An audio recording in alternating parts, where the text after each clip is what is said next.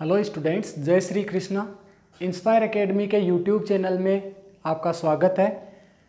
तो last class में हम लोगों ने पार्टिकल फिजिक्स में क्लासिफिकेशन ऑफ पार्टिकल्स पढ़ा था और वहाँ हमने एलिमेंट्री पार्टिकल्स को क्लासिफाई किया था on the basis of interaction, जिसमें दो पार्ट में पार्टिकल्स को क्लासिफाई किया था, लेप्टॉन्स और हेड्रॉन्स। लेप्टॉन्स वे जो वीक इंटरेक्शन को फॉलो करते हैं और हेड्रॉन्स वे जो स्ट्रॉन्ग इंटरेक्शन को फॉलो करते हैं। लेप्टॉन्स में हमारे पास 6 लेप्टॉन्स थे और 6 एंटी लेप्टॉन्स थे। इस ग्रुप में जो भी पार्टिकल है उनकी बेसिक प्रॉपर्टीज़ ऑलमोस्ट सेम होती है। प्रॉपर्टीज़ हमने देखी थी, कौन कौन सी प्रॉपर्टीज़? Mass, spin. तो स्पिन इन पार्टिकल्स की सेम होती है, हालांकि मास सेम नहीं होता। मैंने कहा most of the properties are same. तो जितने भी ग्रुप्स हमने बनाए, जैसे हाइपरॉन्स की प्रॉपर्टीज सेम होती है। स्ट्रेंज पार्टिकल है पहली प्रॉपर्टी। दूसरी, स्पिन इनकी हाफ मल्टीपल है, फर्मियोन्स हैं, इस तरीके से। और इसके बाद अगर हम बात करें न्यूक्लियॉन्स की, तो न्यूक्लियॉन्स में नॉन स्ट्रेंज पार्टिकल है न्यूक्लियॉन्स, इनकी स्पिन हाफ होती है। और अदर प्रॉपर्टीज़ भी, मास भी इनका ऑलमोस्ट सेम होता है। तो जो भी हमने ग्रुप्स बनाए थे, उन ग्रुप्स में जितने भी पार्टिकल्स थे उन सब की प्रॉपर्टीज़ सिमिलर होती है। इस वजह से ये वाला जो क्लासिफिकेशन था वो एलिमेंट्री पार्टिकल्स के लिए सही क्लासिफिकेशन था। एलिमेंट्री, हालांकि हेड्रॉन्स हैं, वो एलिमेंट्री पार्टिकल्स नहीं है, ये मोर फंडामेंटल पार्टिकल्स से मिलके बने हुए हैं, जिनको हम क्वार्क्स कहते हैं। आगे की क्लास में हम डिस्कस करेंगे क्वार्क्स के बारे में भी।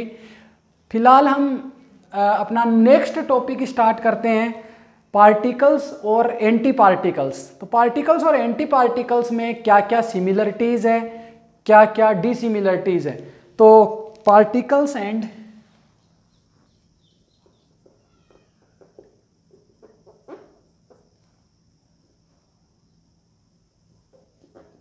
Anti particles. तो बेसिकली पार्टिकल और एंटी पार्टिकल्स, जो भी पार्टिकल्स है और उनके एंटी पार्टिकल्स हैं, उनमें कुछ सिमिलरिटीज़ है। सिमिलरिटीज़ क्या है कि जो पार्टिकल और एंटी पार्टिकल है उनका मास, उनकी स्पिन और लाइफ टाइम ये सिमिलर होते हैं। तो have same mass, spin and life time. तो एवरेज लाइफ टाइम पार्टिकल का जितना होगा, जैसे इलेक्ट्रॉन और पॉजिट्रॉन की बात करें तो इन दोनों का मास सेम है, स्पिन दोनों की हाफ है, स्पिन हाफ पार्टिकल है, और लाइफ टाइम भी दोनों का सेम है। सेम मीन्स अगर एक बार पॉजिट्रॉन बन गया तो वो पॉजिट्रॉन ही बना रहेगा फ्री स्पेस में, अगर वो है तो इनफाइनाइट इसका लाइफ टाइम है। इलेक्ट्रॉन का life time infinite stable particle है। क्यों स्टेबल पार्टिकल है? जब हम कंजर्वेशन लॉज पढ़ेंगे तब हम इलेक्ट्रॉन की स्टेबिलिटी को भी एक्सप्लेन करेंगे। तो इनको डिस्टिंग्विश कैसे कर सकते हैं, पार्टिकल्स और एंटी पार्टिकल्स को डिस्टिंग्विश कैसे करेंगे? तो can be distinguish by, can be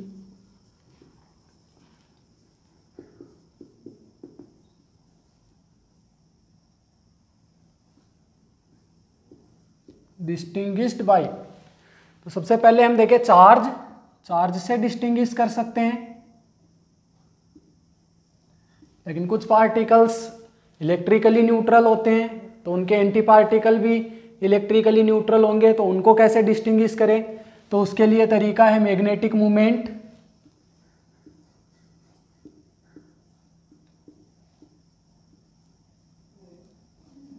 कुछ पार्टिकल्स ऐसे हैं जिनका मैग्नेटिक मूवमेंट, पार्टिकल और एंटी पार्टिकल का मैग्नेटिक मूवमेंट होता ही नहीं है, यानी उन पे चार्ज जीरो होता है और इंटरनल स्ट्रक्चर उनका कोई इंटरनल स्ट्रक्चर नहीं होता, वो एलिमेंट्री पार्टिकल्स होते हैं। तो उनको कैसे डिस्टिंग्विश कर सकते हैं? तो मैग्नेटिक मूवमेंट के बाद हेलिसिटी से can be distinguish by charge, magnetic moment and helicity.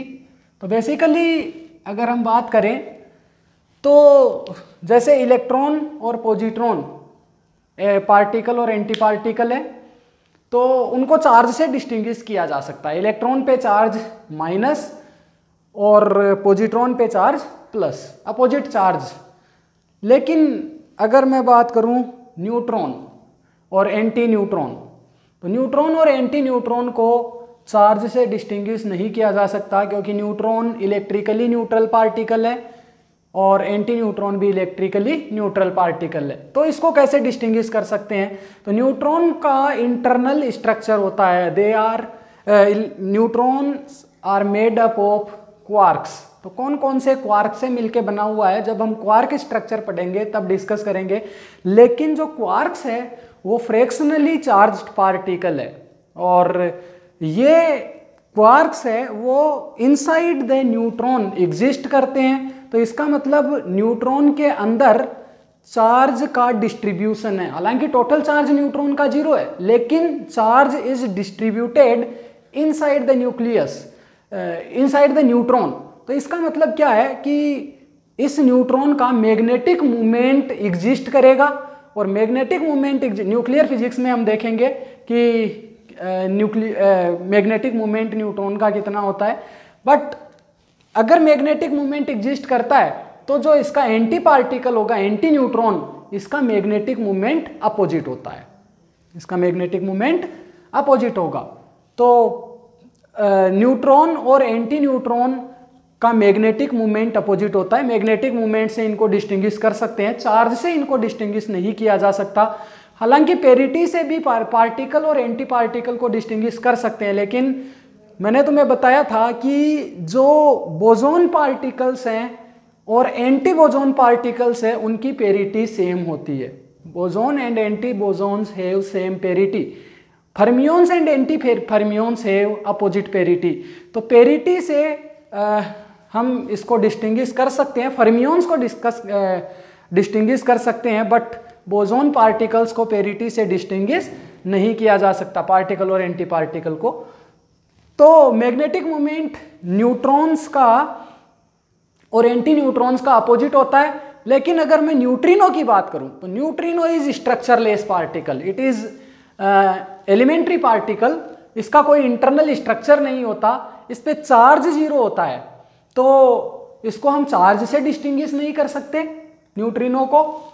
इसका कोई मैग्नेटिक मूवमेंट नहीं होता, क्योंकि चार्ज न तो अंदर में डिस्ट्रीब्यूटेड होता है और टोटल चार्ज भी इसका कितना होता है 0। तो ये इलेक्ट्रिकली न्यूट्रल पार्टिकल है, इसलिए मैग्नेटिक मूवमेंट से भी न्यूट्रिनो को डिस्टिंग्विश नहीं किया जा सकता, न्यूट्रिनो और एंटी न्यूट्रिनो को डिस्टिंग्विश नहीं किया जा सकता।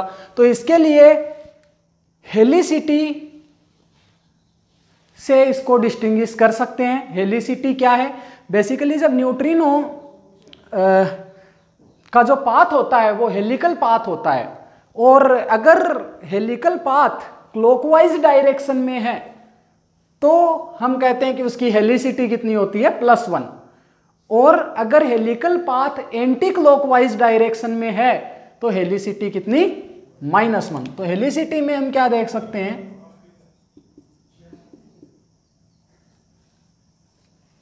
For clockwise helical path helicity is equal to +1। ये हेलिसिटी क्वांटम नंबर है, +1 इसकी वैल्यू होगी क्लॉकवाइज हेलिकल पाथ की। और जो एंटी न्यूट्रिनो है, anti neutrino has helicity +1। Anti neutrino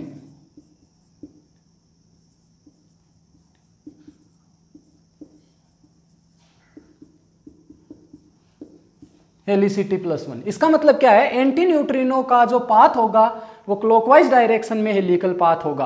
in the same way for anti clockwise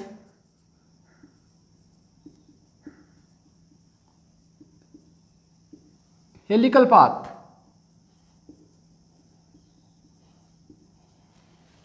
helicity will becomes -1। Anti clockwise helical path के लिए हेलिसिटी -1 असाइन की गई है, और जो न्यूट्रिनो है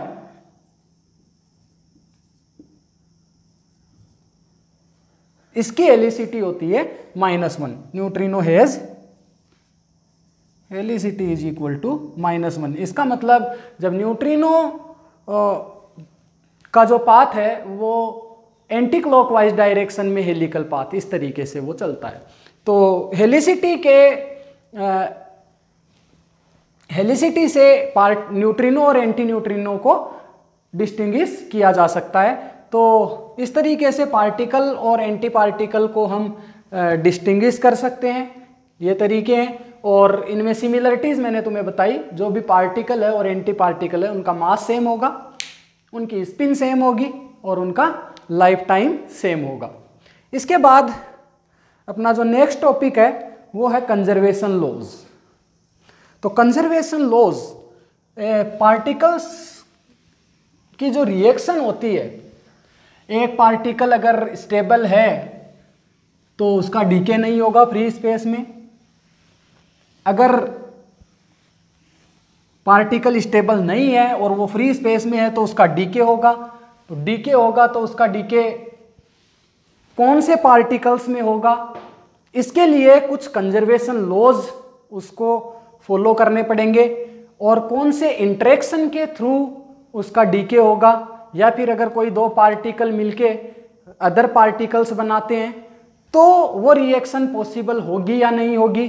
तो इसके लिए कुछ रूल्स उनको फॉलो करने होंगे। तो कंजर्वेशन लॉज अगर हम देखें तो कंजर्वेशन लॉज दो तरीके के होंगे।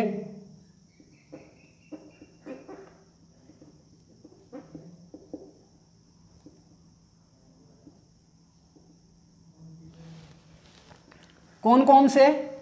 तो दो पार्ट में इनको डिवाइड किया गया है।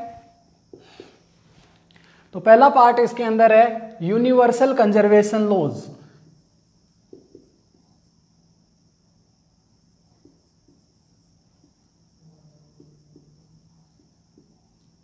यूनिवर्सल कंजर्वेशन लॉज और दूसरे हैं अप्रोक्सीमेट कंजर्वेशन लॉज।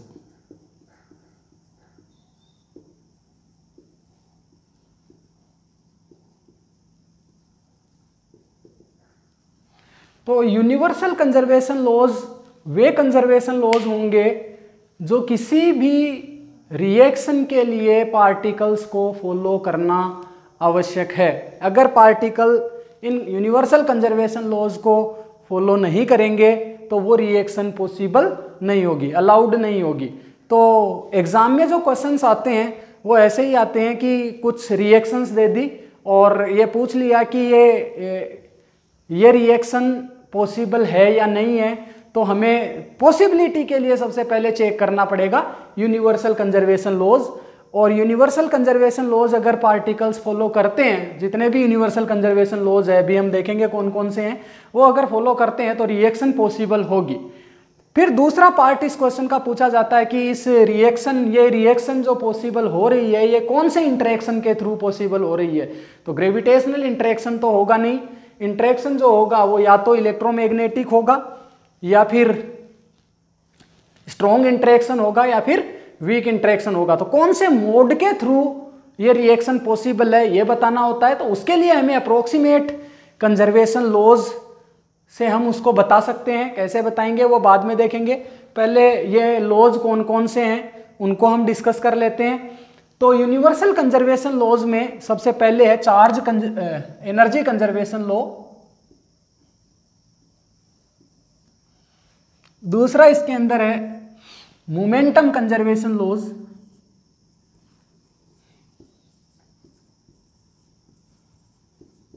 तो मोमेंटम में लीनियर मोमेंटम और एंगुलर मोमेंटम कंजर्वेशन लॉ।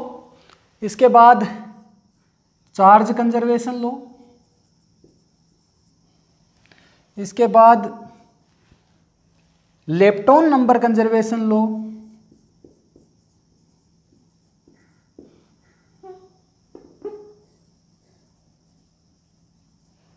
इसके बाद बेरियन नंबर कंजर्वेशन लॉ।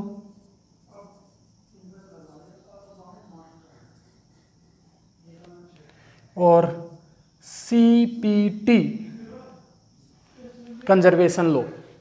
तो सीपीटी का मतलब चार्ज कंजुगेशन, पेरिटी और टाइम रिवर्सल का कंबाइन ऑपरेशन। बेसिकली इसको सीपीटी थ्योरम के नाम से भी जाना जाता है। तो इसको हम सबसे लास्ट में डिस्कस करेंगे, जब पहले हम अप्रोक्सीमेट कंजर्वेशन लॉज में चार्ज कंजुगेशन, पेरिटी और टाइम रिवर्सल पढ़ेंगे। इसके बाद इसका कंबाइन ऑपरेशन हम देखेंगे। तो ये जो कंजर्वेशन लॉज है, ये यूनिवर्सल कंजर्वेशन लॉज है, इनको हम डिस्कस करेंगे। इसके बाद अप्रोक्सीमेट कंजर्वेशन लॉज में कौन कौन से कंजर्वेशन लॉज है वो देखते हैं। तो सबसे पहले इसके अंदर आइसो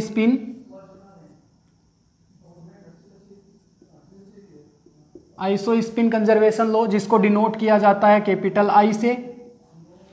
इसके बाद third component of iso spin,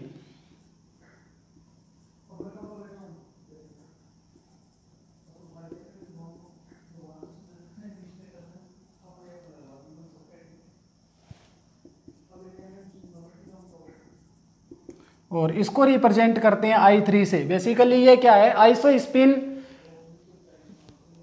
को हम डिफाइन करेंगे क्या होती है, क्यों इसको इंट्रोड्यूस किया गया। और ये आइसो स्पिन जो है वो एब्स्ट्रैक्ट स्पेस में रिप्रेजेंट की जाती है, यानी वेक्टर क्वांटिटी है। और इस वेक्टर क्वांटिटी का किसी भी स्पेसिफिक डायरेक्शन में जो कंपोनेंट होगा उसको हम कहेंगे आइसो स्पिन का थर्ड कंपोनेंट। एक्स डायरेक्शन में भी हो सकता है कंपोनेंट, वाई डायरेक्शन में भी हो सकता है, जेड डायरेक्शन में भी हो सकता है, यानी किसी भी स्पेसिफिक डायरेक्शन में, इसके अलावा और कोई भी स्पेसिफिक डायरेक्शन में अगर इसका आइसो स्पिन का कंपोनेंट अगर हम ले लें तो उसको हम कहेंगे third component of iso spin. इसके बाद नेक्स्ट इसके अंदर है स्ट्रेंजनेस।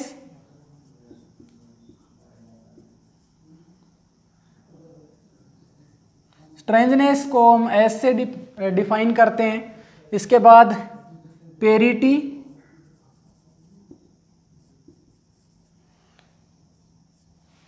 इसके बाद चार्ज कंजुगेशन,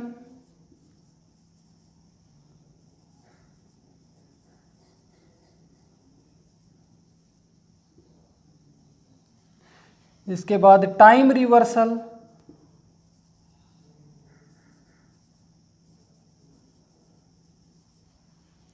इसके बाद hyper charge,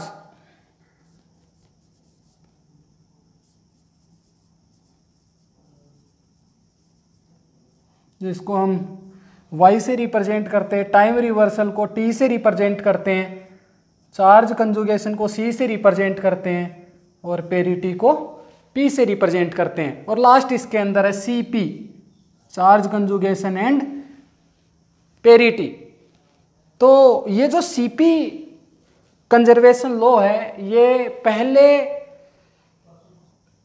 universal conservation laws की कैटेगरी में था, लेकिन के मेसोन्स के डीके एक्सपेरिमेंट में देखा गया इस सीपी का वोलेशन, तो इसलिए इसको फिर अप्रोक्सीमेट कंजर्वेशन लॉज की कैटेगरी में रख दिया। हम सीपी वोलेशन को भी पढ़ेंगे। और अब हम वन बाय वन इनको डिस्कस करते हैं। सबसे पहले हम डिस्कस करेंगे यूनिवर्सल कंजर्वेशन लॉज को, ताकि तुम्हें पता लगने लग जाए कि किस तरीके से हम चेक करते हैं इन कंजर्वेशन लॉज को। तो सबसे पहले हम बात करें यूनिवर्सल कंजर्वेशन लॉज में एनर्जी कंजर्वेशन को।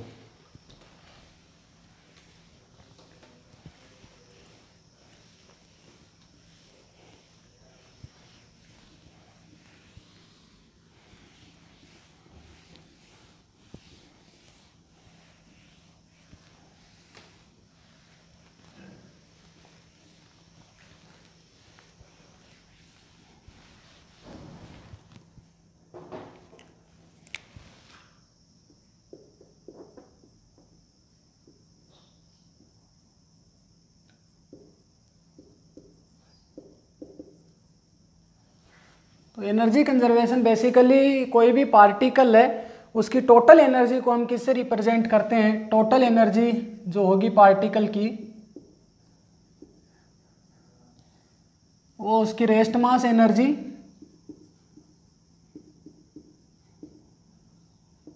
Plus kinetic energy.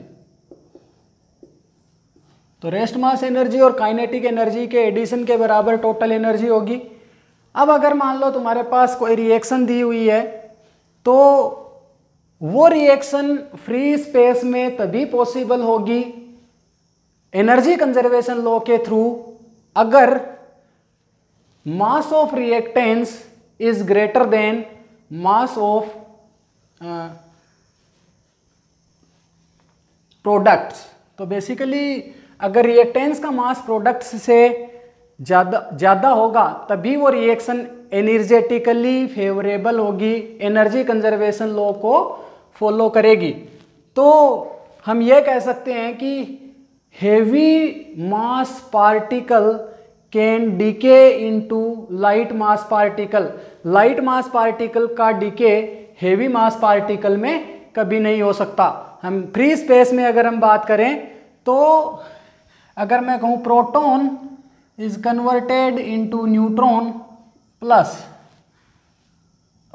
पॉजिट्रॉन, तो इस रिएक्शन की अगर हम बात करें तो this reaction is not allowed in free space. Free space में ये रिएक्शन अलाउड नहीं है एनर्जी कंजर्वेशन लॉ के तहत। क्यों अलाउड नहीं है?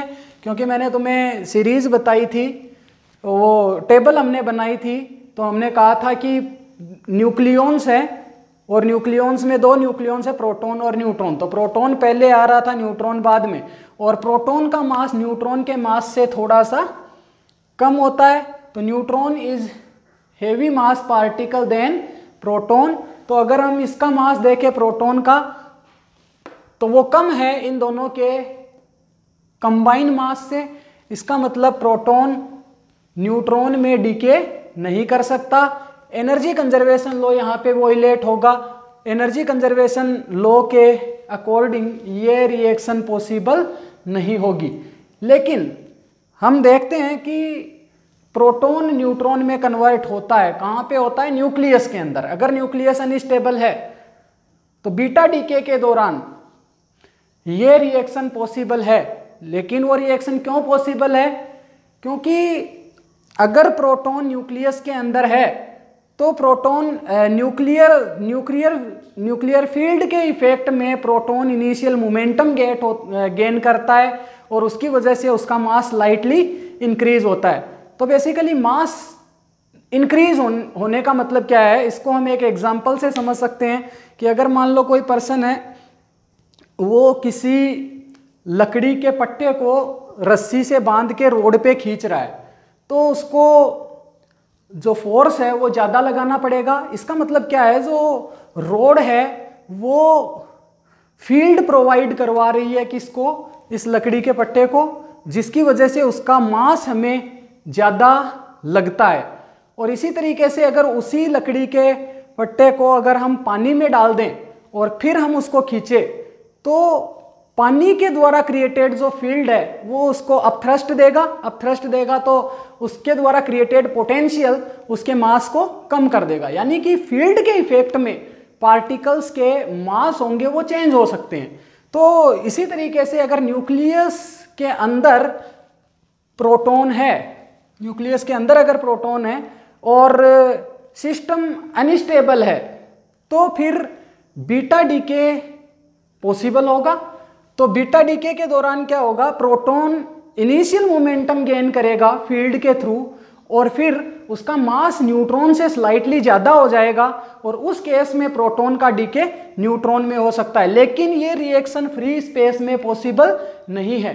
यहाँ पे हालांकि एंटी न्यूट्रिनो इलेक्ट्रॉन न्यूट्रिनो और बाहर निकलेगा, उसके बारे में हम अभी बात नहीं कर रहे क्योंकि हम केवल यहाँ पे एनर्जी कंजर्वेशन देख रहे हैं। तो एनर्जी कंजर्वेशन के अकॉर्डिंग ये रिएक्शन पॉसिबल नहीं है। लेकिन अगर मैं बात करूँ न्यूट्रॉन की, neutron is converted into proton और साथ में इलेक्ट्रॉन निकल रहा है, तो यस ये रिएक्शन एनर्जी कंजर्वेशन लॉ के तहत पॉसिबल होगी।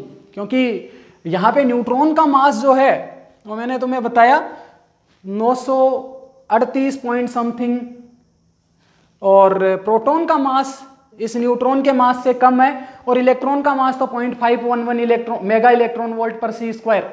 तो इन दोनों का एडिशन अगर हम करें तो भी जो न्यूट्रॉन का मास है वो इन दोनों के एडिशन, मास के एडिशन से ज़्यादा है, तो ये रिएक्शन एनर्जेटिकली फेवरेबल होगी, एनर्जी कंजर्वेशन लॉ को फॉलो करेगी। एनर्जी कंजर्वेशन लॉ के करस्पॉन्डिंग ये रिएक्शन फ्री स्पेस में पॉसिबल है।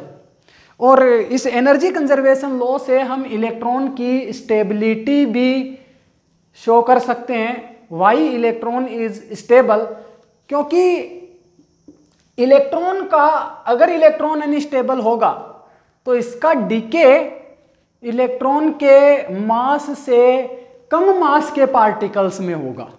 ओके, तो इलेक्ट्रॉन पहला पार्टिकल है, इलेक्ट्रॉन से कम मास किसका होता है? न्यूट्रिनोज का होता है। मैंने तुम्हें बताया था कि न्यूट्रिनो का मास, हालांकि जब हम इसका मास डिटेक्ट करते हैं एक्सपेरिमेंट से, तो सोफिस्टिकेटेड इंस्ट्रूमेंट अगर हमारे पास है तो न्यूट्रिनो का मास डिटेक्ट किया जाता है। इसका मास जो होगा वो कल भी हमने डिस्कस किया था, 15 से 25 इलेक्ट्रॉन वोल्ट पर सी स्क्वायर के ऑर्डर्स का होता है। बहुत कम मास होता है, लेकिन ये मासिव पार्टिकल है। हम बीटा डीके, जब थ्योरी ऑफ बीटा डीके पढ़ेंगे तब डिटेक्शन ऑफ न्यूक्लियर मास वो भी हम देखेंगे, किस तरीके, कौन से एक्सपेरिमेंट से हम इस न्यूट्रिनो के मास को पता कर सकते हैं, इसका इफेक्ट पता कर सकते हैं। ओके, तो यहाँ पे अगर हम बात करें कि इलेक्ट्रॉन स्टेबल है कैसे, तो जैसा कि मैंने तुम्हें बताया कि अगर इलेक्ट्रॉन अनस्टेबल है तो इसका डीके लाइट मास पार्टिकल्स में हो सकता है, और लाइट मास पार्टिकल्स में अगर इसका डीके होगा तो न्यूट्रिनोज बाहर निकलेंगे, न्यूट्रिनोज बाहर निकलेंगे। अब कितने न्यूट्रिनोज निकलेंगे, वो कितने भी हो सकते हैं, लेकिन अगर न्यूट्रिनोज बाहर निकल रहे हैं तो यहां पे जो एक और यूनिवर्सल कंजर्वेशन लॉ है, चार्ज कंजर्वेशन लॉ, उसका वोलेशन होगा।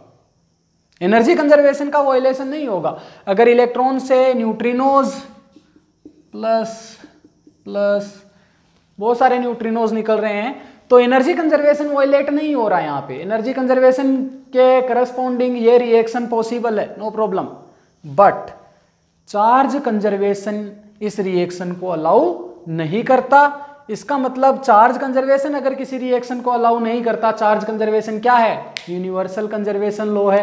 तो अगर कोई रिएक्शन किसी भी यूनिवर्सल कंजर्वेशन लॉ को वोलेट करती है तो इसका मतलब वो रिएक्शन पॉसिबल नहीं होगी।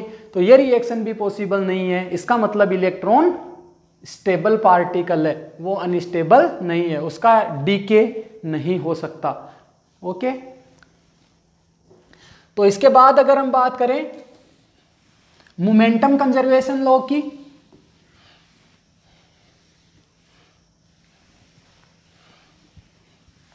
तो एनर्जी कंजर्वेशन लॉ में हम लिख सकते हैं कि E initial is equal to E final. E initial is equal to E final. अगर कोई रिएक्शन में लिखूं A plus B is equal to C plus D, तो यहां पे mass of A plus mass of B should be greater than mass of C plus mass of D। और यहां पे कुछ एनर्जी लिबरेट होगी, एनर्जी निकलेगी जिसको हम कहेंगे Q वैल्यू कुछ पॉजिटिव वैल्यू होगी। तो टोटल एनर्जी जो होगी मीन्स इसकी rest mass energy plus kinetic energy plus इसकी rest mass energy plus kinetic energy, इन दोनों का एडिशन, और इसकी रेस्ट मास और काइनेटिक एनर्जी प्लस इसकी रेस्ट मास और काइनेटिक एनर्जी, उनका एडिशन प्लस ये Q वैल्यू, ये मिला के इस वाली एनर्जी के बराबर होगी। तो initial energy is equal to final energy, ये कंजर्वेशन लॉ को रिप्रेजेंट करेगा। और ये तभी पॉसिबल होगी जब ये Q वैल्यू पॉजिटिव होगी, और Q वैल्यू तभी पॉसिबल होगी जब मास ऑफ रिएक्टेंस ज्यादा होगा as compare to mass of products. Okay, तो ये था एनर्जी कंजर्वेशन लॉ। इसके बाद हम दूसरा यूनिवर्सल कंजर्वेशन लॉ लेते हैं जिसमें है मोमेंटम कंजर्वेशन लॉ।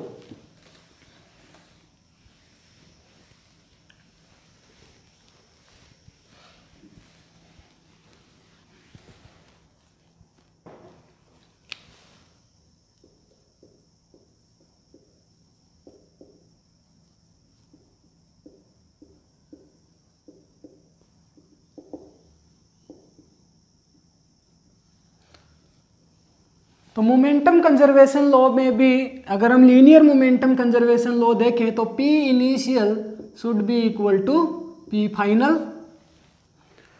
और इसके लिए अगर हम एक एग्जांपल देखें, इलेक्ट्रॉन पॉजिट्रॉन एनिहिलेशन, तो electron plus positron is equal to, अगर यहाँ पे गामा फोटोन बाहर निकल रहा है तो ये इलेक्ट्रॉन पॉजिट्रॉन एनिहिलेशन बहुत ही अच्छा एग्जांपल है, रियल लाइफ एग्जांपल, जो मास को एनर्जी में कन्वर्ट कर देगा। यानी इलेक्ट्रॉन और पॉजिट्रॉन जब एक दूसरे से मिलेंगे, पेयर बनाएंगे, तो मास बिल्कुल खत्म हो जाएगा और इन दोनों के मास इंटू सी स्क्वायर के बराबर की एनर्जी का फोटोन बाहर निकलेगा। यानी मास को एनर्जी में कन्वर्ट करने का रियल लाइफ एग्जांपल यहाँ पे है इलेक्ट्रॉन पॉजिट्रॉन एनिहिलेशन। लेकिन अगर ये रिएक्शन अगर हम देखें तो सेंटर ऑफ मास फ्रेम में इलेक्ट्रॉन और पॉजिट्रॉन एक दूसरे की तरफ आएंगे और सेंटर पे आके ये एनिहिलेट होंगे। तो इसका initial momentum, centre of mass में इलेक्ट्रॉन और पॉजिट्रॉन का इनिशियल मोमेंटम कितना होगा? 0। P initial is equal to 0। और जब P इनिशियल इक्वल टू 0 और एक ही प्रोटॉन यहां से बाहर निकल रहा है तो इसका मोमेंटम 0 नहीं होगा। ये फोटोन बाहर निकलेगा और इसका मोमेंटम कुछ होगा, तो मोमेंटम कुछ होगा तो फाइनल मोमेंटम 0 नहीं, इनिशियल मोमेंटम 0 है। तो ये रिएक्शन मोमेंटम कंजर्वेशन लॉ के करस्पॉन्डिंग अलाउड रिएक्शन नहीं होगी। यहाँ पे मोमेंटम कंजर्वेशन वोलेट हो रहा है, तो लेकिन इलेक्ट्रॉन पॉजिट्रॉन एनिहिलेशन होता है। ये रियल लाइफ एग्जांपल है, बहुत सारे एक्सपेरिमेंट्स में ये एग्जांपल देखा गया है। तो अगर हम इस रिएक्शन को ऐसे देखें, electron plus positron is equal to ये कन्वर्टेड इनटू 2 फोटोन। अगर 2 फोटोन क्रिएट हो रहे हैं तो इलेक्ट्रॉन यहां से आया, दूसरा इलेक्ट्रॉन इधर सेंटर ऑफ मास फ्रेम में हम बात कर रहे हैं, और जब ये एक दूसरे से कंबाइन होंगे तो एक फोटोन इस डायरेक्शन में जा रहा है और दूसरा फोटोन इस डायरेक्शन में जा रहा है, और दोनों की डायरेक्शन अपोजिट होने की वजह से रिजल्टेंट मोमेंटम प्रोडक्ट्स का क्या होगा? 0। इनिशियल मोमेंटम क्या है? 0। तो इस केस में P इनिशियल क्या होगा? Equal to P final. Linear momentum conserve रहेगा। ये reaction momentum conservation law as well as energy conservation law दोनों के करस्पॉन्डिंग अलाउड रिएक्शन है। हम देख सकते हैं कि रिएक्टेंस का मास है वो ज़्यादा है as compare to products, mass of product. तो इस तरीके से हम मोमेंटम कंजर्वेशन लॉ चेक कर सकते हैं। इसके बाद अगर हम बात करें तो हाँ, एनर्जी कंजर्वेशन लॉ को किसी भी रिएक्शन के लिए अगर तुम्हें चेक करना है तो केवल तभी चेक करना है जब रिएक्शन फ्री स्पेस में हो। ध्यान रहे, अगर रिएक्शन फ्री स्पेस में हो रही है तो एनर्जी कंजर्वेशन लॉ चेक करना बहुत ज़रूरी है। अगर किसी फील्ड के इफेक्ट में कोई रिएक्शन हो रही है तो एनर्जी कंजर्वेशन चेक करना इंपॉर्टेंट नहीं होगा। जैसा कि मैंने तुम्हें बताया था, प्रोटॉन का न्यूट्रॉन में कन्वर्ट होना in the nucleus during the beta decay, तो ये रिएक्शन पॉसिबल हो सकती है फील्ड के इफेक्ट में, क्योंकि इनिशियल मोमेंटम प्रोटॉन गेन कर सकता है और उसका मास स्लाइटली इंक्रीज हो सकता है। तो उस वजह से ये डीके प्रोसेस, ये कन्वर्जन पॉसिबल होगा प्रोटॉन का न्यूट्रॉन में।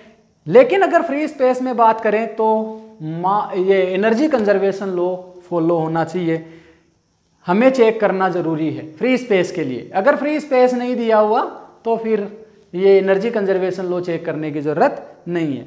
तो नेक्स्ट अपने पास है चार्ज कंजर्वेशन लॉ।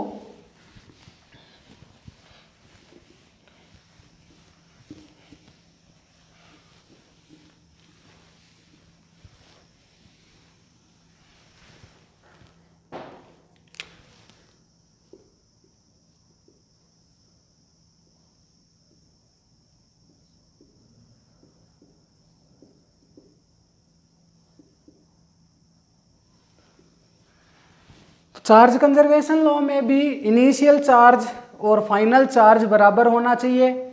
जैसा कि हमने अभी डिस्कस किया था स्टेबिलिटी ऑफ इलेक्ट्रॉन में, तो Q initial should be equal to Q final. तो Q इनिशियल क्या है? Q इनिशियल क्या है? Q इनिशियल रिएक्टेंस का टोटल चार्ज है, Q फाइनल प्रोडक्ट्स का टोटल चार्ज है। अगर रिएक्टेंस का और प्रोडक्ट्स का टोटल चार्ज बराबर है तो रिएक्शन पॉसिबल होगी चार्ज कंजर्वेशन लॉ के तहत।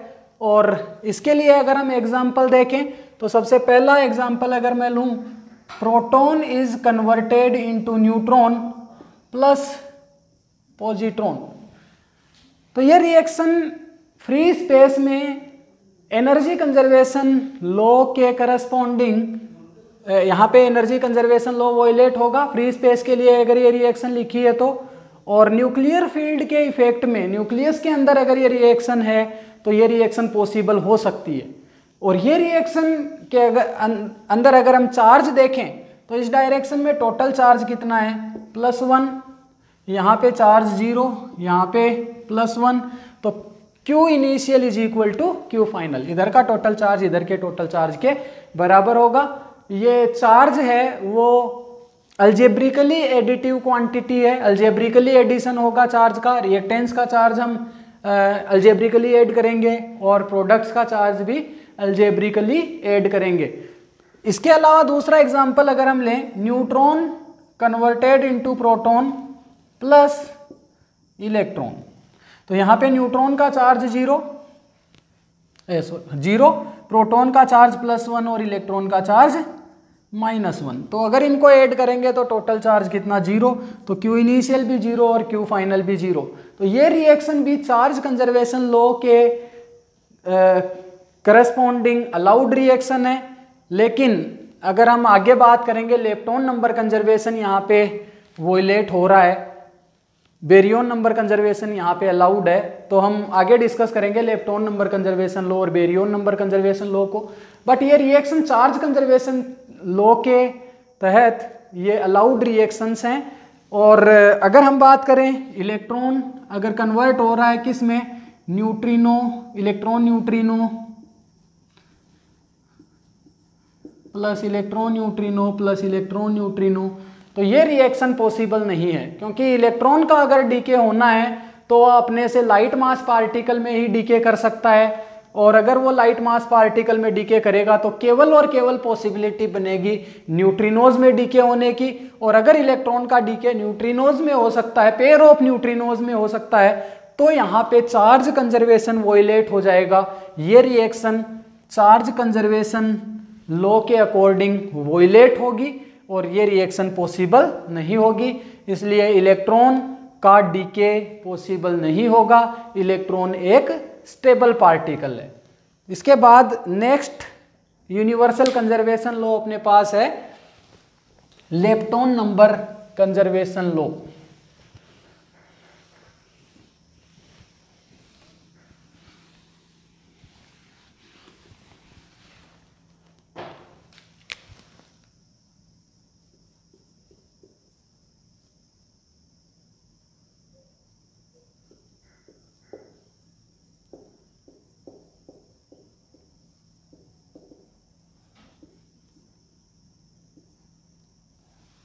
लेप्टॉन नंबर कंजर्वेशन लॉ में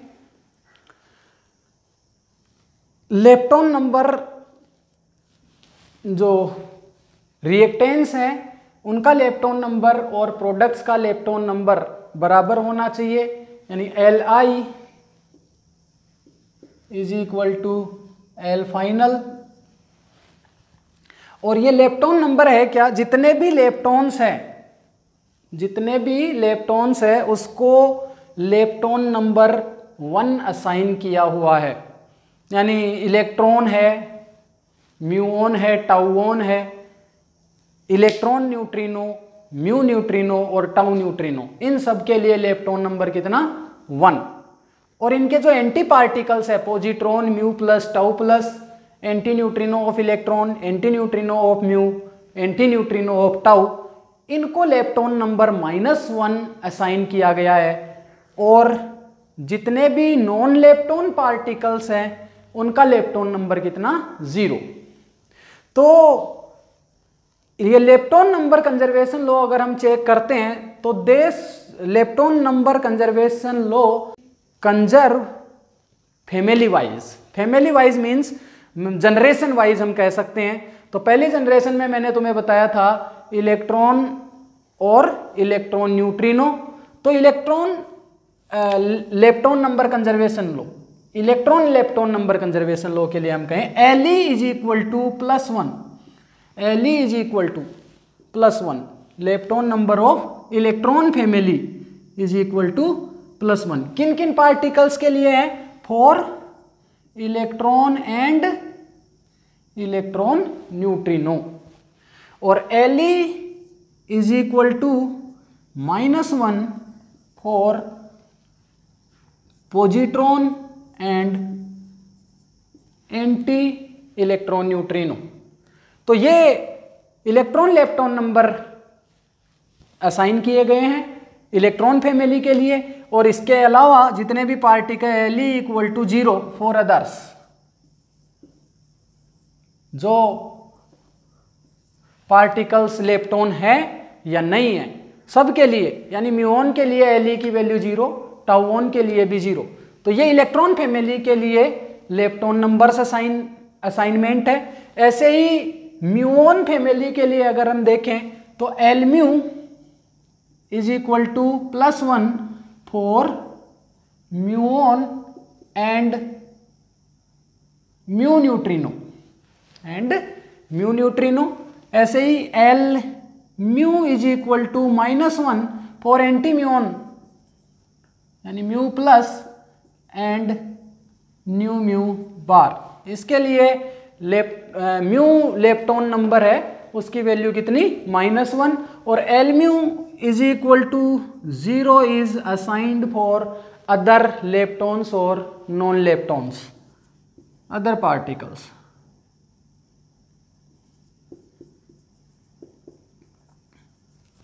सिमिलरली टाउ फैमिली के लिए अगर हम बात करें तो Ltau is equal to +1 for tauon and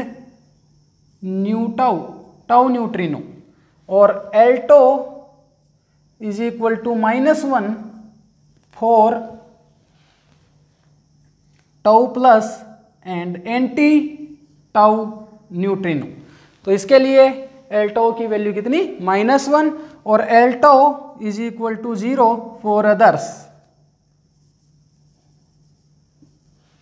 okay, तो इस तरीके से हम लेप्टॉन नंबर असाइन करेंगे। फैमिली वाइज ये कंजर्व होने चाहिए। अगर इलेक्ट्रॉन फैमिली का लेप्टॉन है तो एंटी लेप्टॉन भी इलेक्ट्रॉन फैमिली का ही होना चाहिए। तो Lmu Le इनिशियल, तो कंजर्वेशन लॉज अपने पास क्या हो जाएगा? Le initial is equal to Le final, Lto initial is equal to Lto final, ऐसे ही Lmu initial is equal to Lmu final. तो इस तरीके से ये फैमिली वाइज कंजर्व होने चाहिए, तभी रिएक्शन अलाउड होगी, अदरवाइज रिएक्शन अलाउड नहीं होगी। तो इसके अंदर अगर हम कुछ एग्जाम्पल्स लें तो सबसे पहले हम बीटा डीके के एग्जाम्पल लें, बीटा प्लस डीके और बीटा माइनस डीके।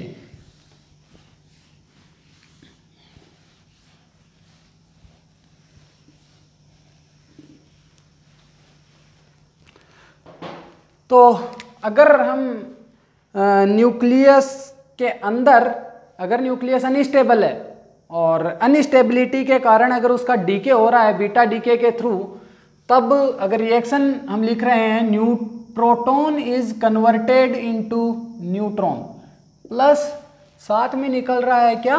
पॉजिट्रॉन। तो ये बीटा प्लस डीके की रिएक्शन है। इस रिएक्शन की बात करें तो ये न्यूक्लियस के अंदर होने वाली रिएक्शन है, न्यूक्लियर फील्ड के इफेक्ट में होने वाली रिएक्शन है।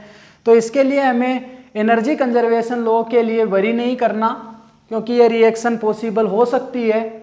प्रोटॉन का मास हालांकि कम है, लेकिन वो इनिशियल मोमेंटम गेन करके इसका मास न्यूट्रॉन से ज़्यादा हो जाएगा न्यूक्लियस में, और इसका डीके न्यूट्रॉन में हो जाएगा। लेकिन मोमेंटम कंजर्वेशन लॉ भी यहाँ पे फॉलो हो जाएगा। अगर हम बात करें किसकी, प्रोटॉन कन्वर्ट हो रहा है न्यूट्रॉन में और पॉजिट्रॉन बाहर निकल रहा है, तो चार्ज कंजर्वेशन लॉ भी वैलिड है। इस डायरेक्ट यहाँ पे रिएक्टेंस का चार्ज है +1, न्यूट्रॉन का चार्ज 0, पॉजिट्रॉन का चार्ज +1, तो इधर भी चार्ज +1, इधर भी चार्ज +1, तो चार्ज कंजर्वेशन यहाँ पे वोलेट नहीं हो रहा है। अब हम बात करें इलेक्ट्रॉन नंबर कंजर्वेशन लॉ की, तो प्रोटॉन है, नॉन लेप्टॉन पार्टिकल है, नॉन लेप्टॉन पार्टिकल है तो इसका लेप्टॉन नंबर कितना 0। न्यूट्रॉन है, न्यूट्रॉन भी नॉन लेप्टॉन पार्टिकल है, इसका लेप्टॉन नंबर कितना 0। तो L की अगर हम बात करें तो ये 0, ये 0। पॉजिट्रॉन, पॉजिट्रॉन क्या है, एंटी लेप्टॉन, तो एंटी लेप्टॉन को लेप्टॉन नंबर कितना असाइन होता है -1, तो इसका लेप्टॉन नंबर -1। और अगर हम बात करें ये इलेक्ट्रॉन फैमिली का लेप्टॉन है तो Le देखेंगे हम, लेप्टॉन नंबर किसका, इलेक्ट्रॉन का।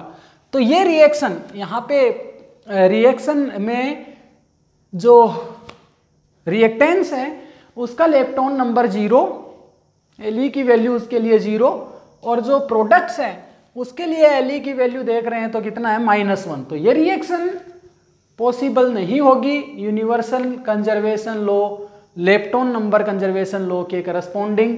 तो यहाँ पे ये रिएक्शन पॉसिबल होने के लिए एक और पार्टिकल का होना चाहिए, और वो कौन सा पार्टिकल होना चाहिए, वो लेप्टॉन होना चाहिए, और उसका lepton electron lepton number, electron lepton number कितना होना चाहिए +1।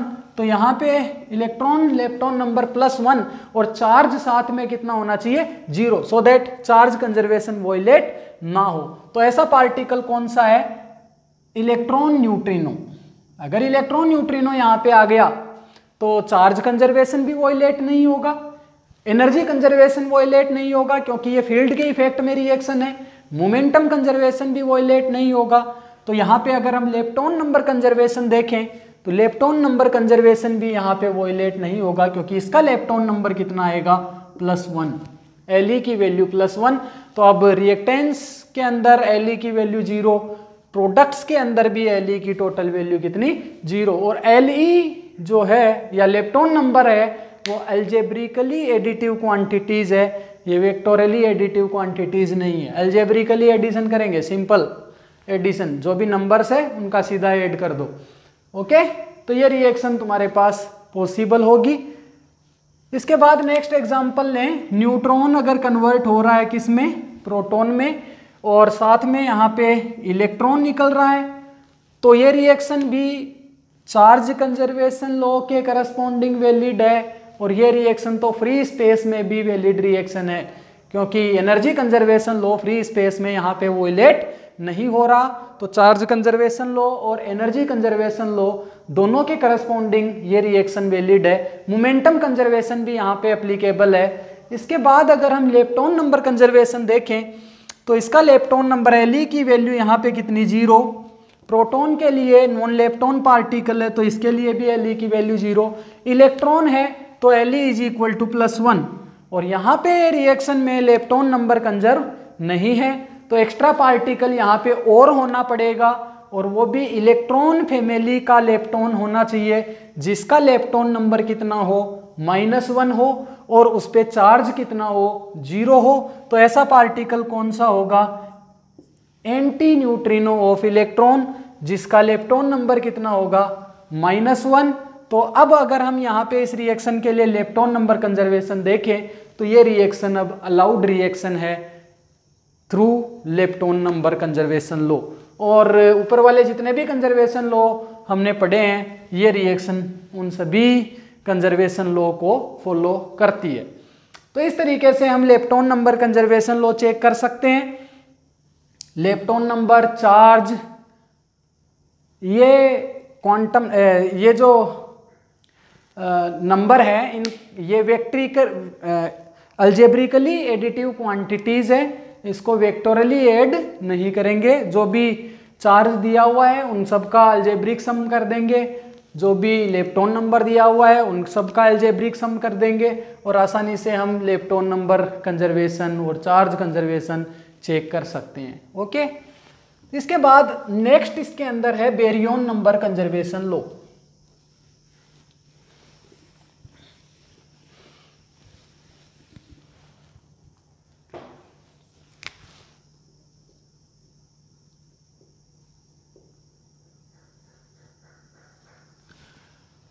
तो baryon number conservation law universal conservation law में नेक्स्ट कंजर्वेशन लॉ है। इसमें हम बेरियन नंबर चेक करेंगे। ये भी एक अलजेब्रिकली एडिटिव क्वांटिटी है। बेरियन नंबर कैसे असाइन किए गए हैं, जितने भी बेरियन हैं all baryons are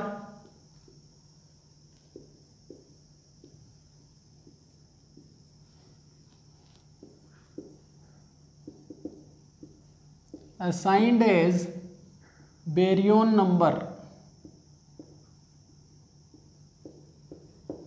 b is equal to +1।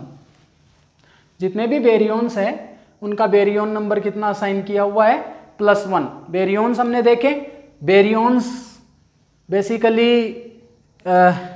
Fermions है। और कौन से फर्मियंस हैं, जिसमें न्यूक्लियॉन्स और हाइपरॉन्स हैं। न्यूक्लियॉन्स में प्रोटॉन और न्यूट्रॉन, और हाइपरॉन्स में सिग्माज, कैस्केड, ओमेगा और लेम्डा, ये सारे के सारे पार्टिकल्स हैं। तो अगर हम बात करें आगे, तो ऑल एंटी बेरियंस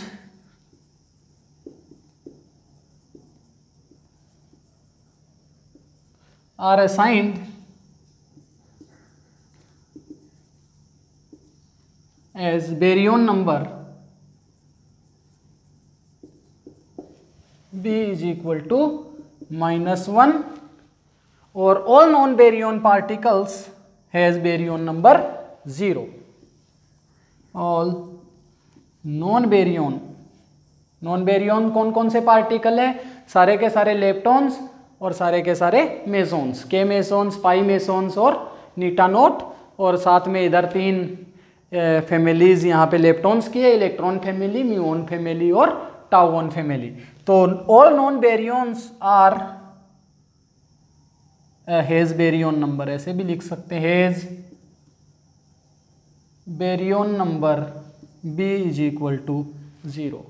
तो अगर ये तुम्हें पता है तो हम बेरियन नंबर कंजर्वेशन लॉ देख सकते हैं। हमें रिएक्शन में क्या चेक करना है, bi is equal to b final.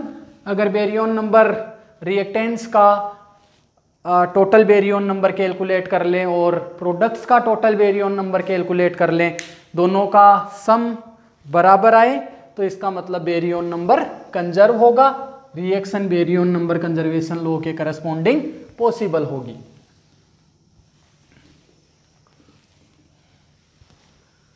तो बेरियन नंबर कंजर्वेशन लॉ हमने पढ़ा। जो रिएक्शन हमने थोड़ी देर पहले लिखी थी, एक बार फिर से मैं उसको लिख दूं, proton is converted into neutron plus electron और what, positron plus electron neutrino. ये रिएक्शन है बीटा प्लस डीके की, और neutron is converted into proton plus electron anti neutrino, ये बीटा माइनस डीके की रिएक्शन है। इसके साथ एक रिएक्शन और लिख सकते हैं इंटरनल कन्वर्जन की, बाद में डिस्कस करेंगे। Proton plus electron converted into neutron, और साथ में यहाँ पे तुम्हारे पास आएगा इलेक्ट्रॉन न्यूट्रिनो।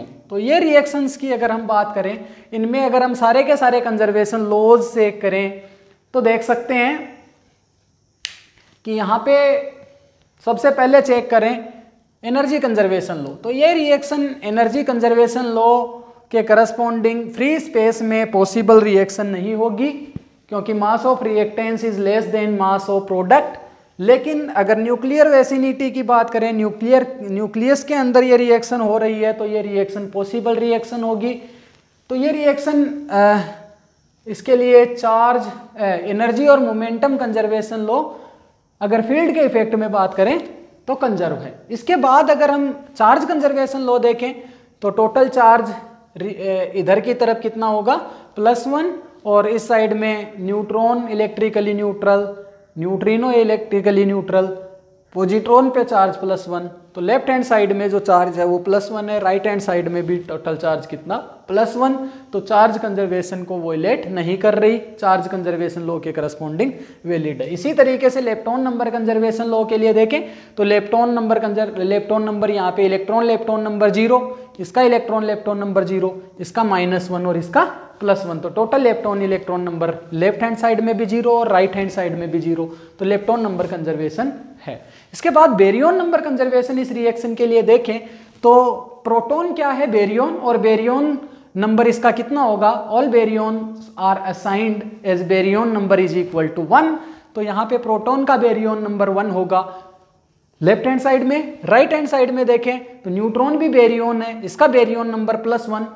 ये पॉजिट्रॉन और इलेक्ट्रॉन न्यूट्रिनो ये लेप्टॉन्स हैं, नॉन बेरियन पार्टिकल है, तो इनका बेरियन नंबर 0।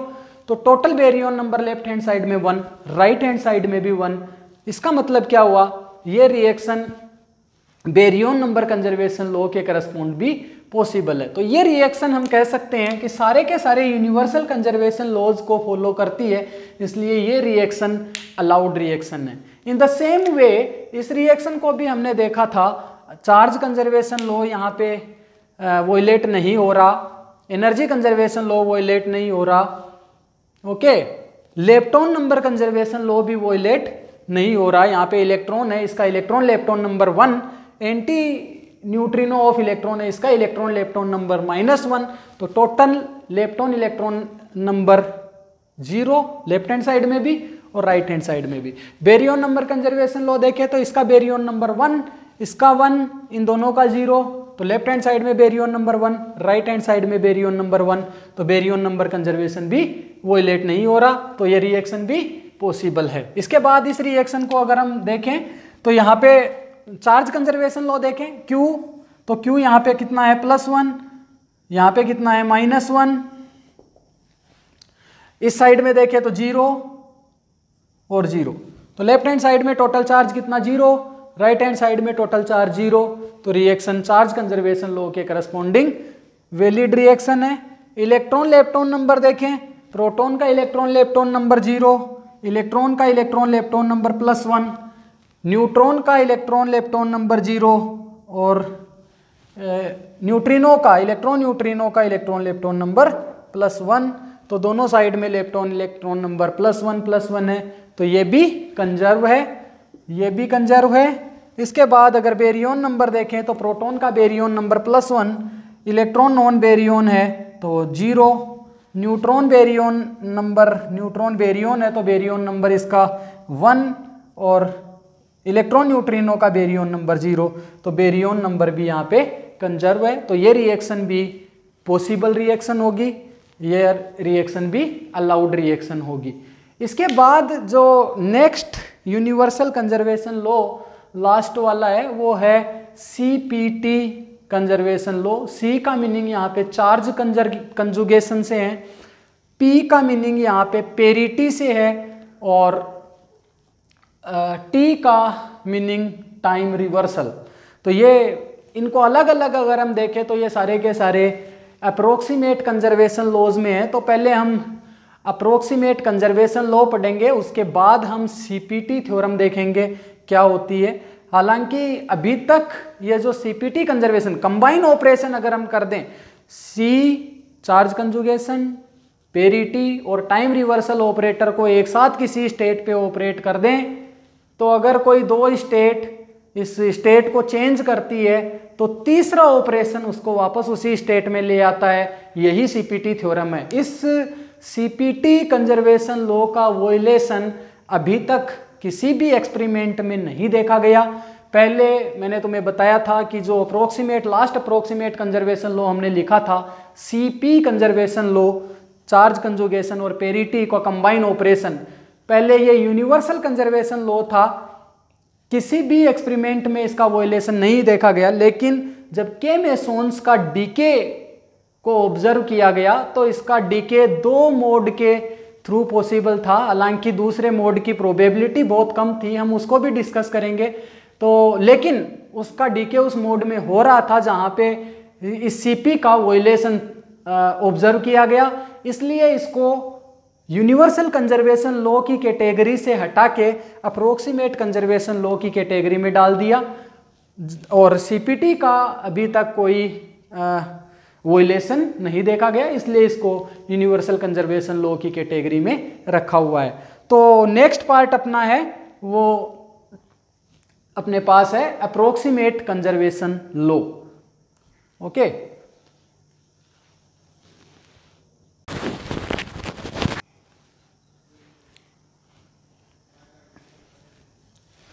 तो इसमें मेरे हिसाब से किसी को कोई दिक्कत नहीं होनी चाहिए। अगर कोई प्रॉब्लम हो तो कमेंट्स बॉक्स में लिख देना। आगे अगर हम देखें स्टेबिलिटी ऑफ प्रोटॉन, मैंने तुम्हें बताया था कि प्रोटॉन एक स्टेबल पार्टिकल है, फ्री स्पेस में प्रोटॉन का डीके नहीं होता। तो जैसा कि हमने वो टेबल बनाई थी क्लासिफिकेशन वाली, उसमें हमने देखा कि बेरियंस फैमिली में सबसे पहला पार्टिकल प्रोटॉन था, क्योंकि बेरियंस को हमने दो कैटेगरी में डिवाइड किया गया था on the basis of strangeness, जिसमें न्यूक्लियॉन्स थे जो नॉन स्ट्रेंज पार्टिकल थे और हाइपरॉन्स थे जो स्ट्रेंज पार्टिकल थे। तो जो न्यूक्लियॉन्स है उसमें पहला पार्टिकल प्रोटॉन और दूसरा पार्टिकल हमने न्यूट्रॉन लिखा था। और मैंने तुम्हें यह भी बताया था कि वो जो हमने क्लासिफिकेशन किया था उसमें लेफ्ट से राइट की तरफ जाएंगे तो मास इंक्रीजिंग ऑर्डर में था। इसका मतलब कि जो प्रोटॉन है इसका मास न्यूट्रॉन के मास से कम होगा। उसमें भी मैंने तुम्हें एक एक्सेप्शन बताया था, वो टाउ का था। टाउ इस सीरीज में यहाँ पे जो भी क्लासिफिकेशन में जितने भी पार्टिकल्स थे उनमें उसका सबसे हेवीएस्ट मास पार्टिकल था, और जिसकी वैल्यू भी मैंने तुम्हें लिखवाई थी 1784 मेगा इलेक्ट्रॉन वोल्ट पर सी स्क्वायर। एनीवे, तो प्रोटॉन का मास न्यूट्रॉन के मास से कम है और बेरियन में पहला बेरियन प्रोटॉन ही है। तो अगर प्रोटॉन अनस्टेबल होता, प्रोटॉन अगर अनस्टेबल होता तो इसका डीके किस में होगा? प्रोटॉन अगर अनस्टेबल पार्टिकल है तो इसका डीके या तो होगा मेसॉन्स में या फिर लेप्टॉन्स में। टाउ में तो होगा ही नहीं, क्योंकि टाउ का तो मास सबसे ज्यादा है, एनर्जी कंजर्वेशन लॉ वोलेट हो जाएगा। तो मेसॉन्स में के मेसॉन्स है, पाई मेसॉन्स है, नीटा नोट है, इनके एंटी पार्टिकल्स हैं, वो हो सकते हैं। इलेक्ट्रॉन है, म्यूऑन है और anti neutrinos, neutrinos, electron muon के एंटी पार्टिकल्स, इन सब में इसका डीके हो सकता है। लेकिन अगर प्रोटॉन का डीके मेसॉन्स और लेप्टॉन्स में हो तो उस केस में क्या होगा? इधर की साइड में प्रोटॉन नंबर, प्रोटॉन बेरियन है तो इसका बेरियन नंबर कितना होगा? 1। इसका बेरियन नंबर प्रोटॉन का कितना होगा? 1। अगर बेरियन नंबर कंजर्वेशन चेक करें तो बाकी के कंजर्वेशन लॉ ये फॉलो कर सकता है, एनर्जी कंजर्वेशन लॉ फॉलो कर सकता है। अगर मेसॉन्स और लेप्टॉन्स में डीके इसका होता है तो चार्ज कंजर्वेशन लॉ भी फॉलो कर सकता है, क्योंकि ऐसे पार्टिकल्स में इसका डीके कर देंगे कि चार्ज कंजर्वेशन लॉ फॉलो हो जाए। एनर्जी और मोमेंटम कंजर्वेशन लॉ भी फॉलो हो जाएगा। लेकिन लेप्टॉन नंबर कंजर्वेशन लॉ की बात करें तो प्रोटॉन अगर यहाँ पे है और इस साइड में कोई लेप्टॉन नहीं होगा, इस साइड में लेप्टॉन्स होंगे, तो लेप्टॉन नंबर कंजर्वेशन लॉ भी फॉलो हो सकता है। अगर लेप्टॉन और एंटी लेप्टॉन का कॉम्बिनेशन यहाँ पे आ जाए तो लेप्टॉन नंबर कंजर्वेशन लॉ भी फॉलो हो सकता है। लेकिन बेरियन नंबर कंजर्वेशन लॉ को देखें तो बेरियन नंबर कंजर्वेशन में यहाँ पे प्रोटॉन का डीके अगर मेसॉन्स और लेप्टॉन्स में होता है तो प्रोटॉन का बेरियन नंबर कितना होगा? +1, क्योंकि प्रोटॉन बेरियन है। मेसॉन्स और लेप्टॉन्स दोनों ही नॉन बेरियन है तो इनका जो बेरियन नंबर कितना होगा? 0। तो इस रिएक्शन का baryon number conservation law violate होगा। इसका मतलब क्या हुआ? इसका मतलब ये हुआ कि प्रोटॉन का डीके मेसॉन्स और लेप्टॉन्स में नहीं हो सकता। अगर इसका डीके मेसॉन्स और लेप्टॉन्स में होता है तो baryon number conservation law violate हो जाता है, और अगर इसका डीके बेरियंस में हो तो बेरियंस का मास, सभी बेरियंस का मास, जितने भी बेरियंस हैं उनका मास प्रोटॉन से ज़्यादा है। तो लो मास पार्टिकल के not decay into high mass particle, इसलिए प्रोटॉन का डीके बेरियंस में तो हो ही नहीं सकता, साथ के साथ मेसॉन्स और लेप्टॉन्स में भी नहीं हो सकता। इसका मतलब क्या हुआ कि जो प्रोटॉन है वो क्या है, स्टेबल पार्टिकल है, फ्री स्पेस में स्टेबल पार्टिकल।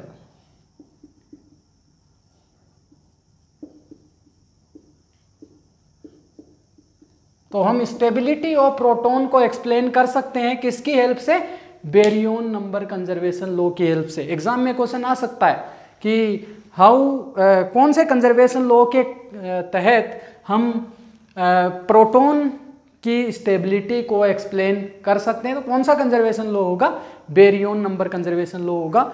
तो यहाँ तक हमने जितने भी यूनिवर्सल कंजर्वेशन लॉ है, सीपीटी थ्योरम को छोड़ के, उसको हम सबसे लास्ट में डिस्कस करेंगे। इसके अलावा जितने भी कंजर्वेशन लॉ है उनको हमने डिस्कस किया। उसमें अगर किसी को कोई प्रॉब्लम है तो कमेंट में लिख दीजिएगा, और अगर कोई ज़्यादा ही डाउट है तो फ़ोन पे हम डिस्कस कर सकते हैं। आज के लिए इतना काफ़ी है। नेक्स्ट क्लास में हम अप्रोक्सीमेट कंजर्वेशन लॉज को डिस्कस करेंगे, और उसके बाद क्वार्क मॉडल, जो हेड्रॉन्स मैंने तुम्हें बताए हैं वो क्वार्क्स से मिलके बने हुए हैं, तो क्वार्क मॉडल को हम डिस्कस करेंगे। Thank you.